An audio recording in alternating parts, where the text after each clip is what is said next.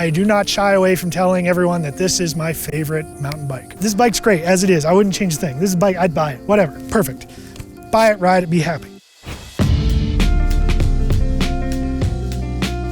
The bike you see here is the third generation of Evil's influential and popular 29er with 120 millimeters rear travel and a 130 fork. It doesn't stray from the formula that made it so successful. The difference is what looked bananas on paper in 2014 when Evil first appeared, looks normal today.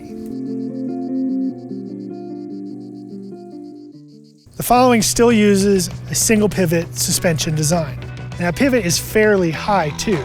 The shock is manipulated by the Dave Weigel Delta link. The way that link manipulates the suspension is what gives this bike such a special feel. Although the overall formula didn't change, Evil did make some updates for the third generation. Starting at the rear, you'll see a Super Boost 157 spaced rear wheel. That allows them to bring those chainstays in and keep them to a pretty tidy 430 millimeters. The pivot gets wider and it uses heavier duty hardware. That's for more stiffness. And you'll also see full-length internal tunnels for the brake hose and the derailleur housing. There is also internal routing for a shock lockout. Geometry gets a tweak also. Reach grows to a 460 millimeter number on the size medium. Wheelbase grows to 1183 or 1185, depending on the position of the flip chip.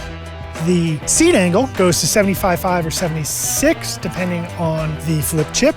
Head angle, however, remains pretty much the same. It's a little bit on the steeper side, 66.9 in the high mode or 66.4 in the low mode. Now I mentioned flip chip, it's actually flip chips, plural, one on either side, and they are marked, instead of high and low, they're marked low and extra low.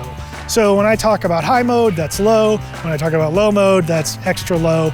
One is higher than the other, one's lower than the other. So hopefully you'll be able to figure out what I'm talking about. So that head angle I mentioned, 66.9, that is one of the steeper head angles you'll find, even for this category of bike. Evil actually takes it a step further by speccing a 51 millimeter offset fork. Longer offset reduces trail. Shorter trail means the front end is going to handle quicker, feel quicker. So what you have is a modern trail bike, but that little quicker steering front end. And I actually think that's part of the reason this bike is so special, and I'll get into that in a moment. Evil cleaned up the lines a little bit on this bike. Some of that signature blobbiness that was the hallmark of some earlier generation Evil frames is cleaned up. It's a little crisper, lines are a little sharper. It's a good looking bike, nice subtle graphics on it. Colors are kind of cool, comes in black, or this color here. It's got one of my favorite names for a color. They call this color protein powder. Never heard of anyone calling a color protein powder, but here it is, kind of a grayish, greenish color. It is a matte finish though, so it's always dirty, but whatever. It's a mountain bike, it's supposed to be dirty.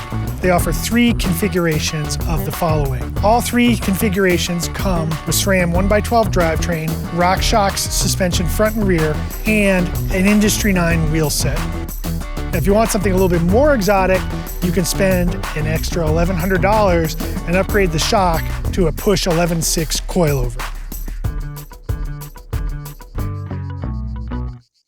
I do not shy away from telling everyone that this is my favorite mountain bike. It's very, very versatile, but it doesn't suffer from any of the drawbacks that usually drag down a versatile bike.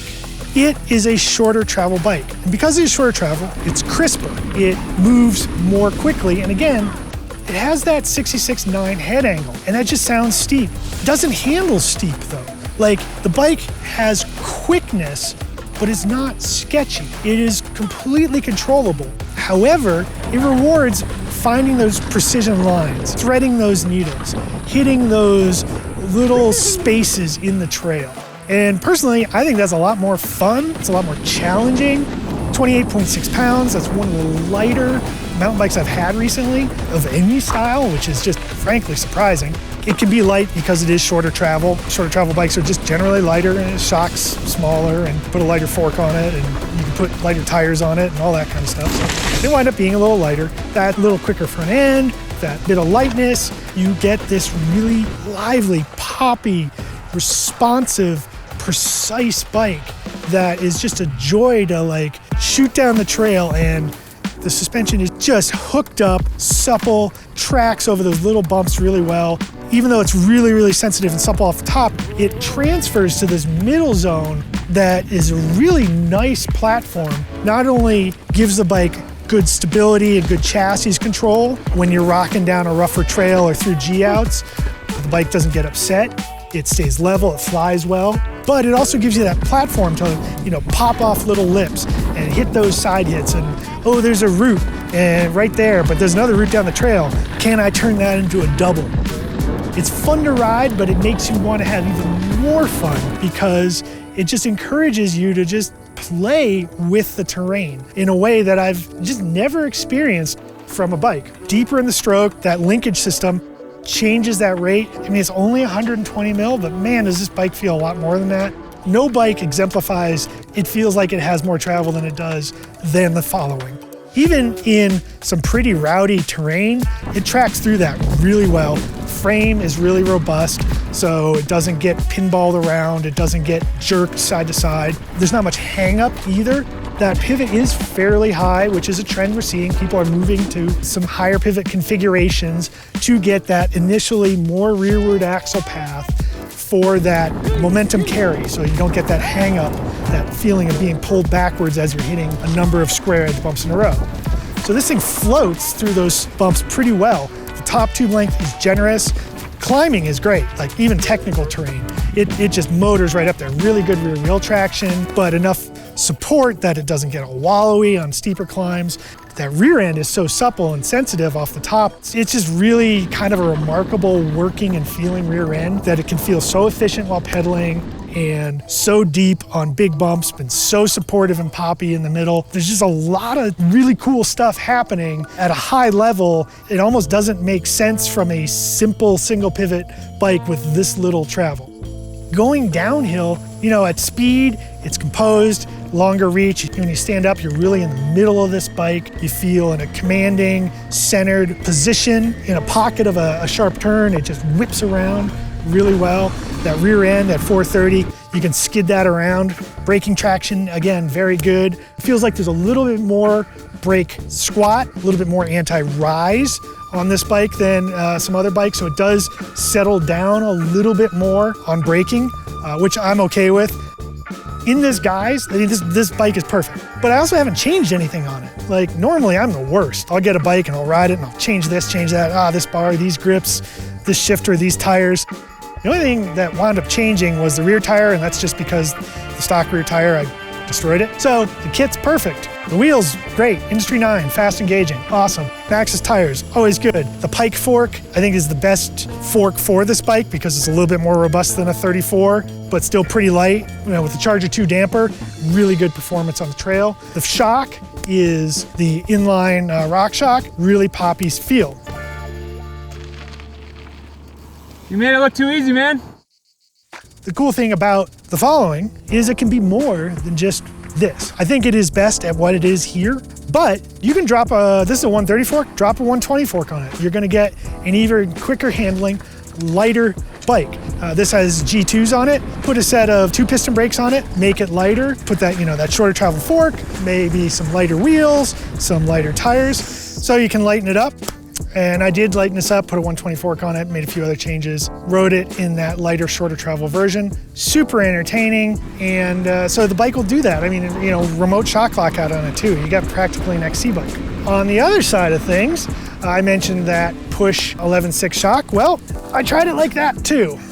Tried it with the push 11.6, and because this uses a fairly standard headset, I put in a Works 1.5 degree angle set.